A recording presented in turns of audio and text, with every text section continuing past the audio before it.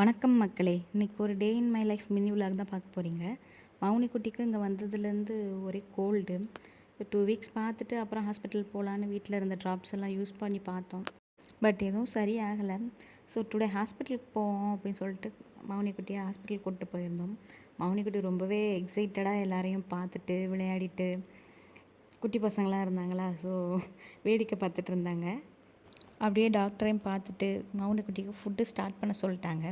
So அதுக்கான things எல்லாம் வாங்கிட்டு ஸ்டூடியோ போயிருந்தோம்.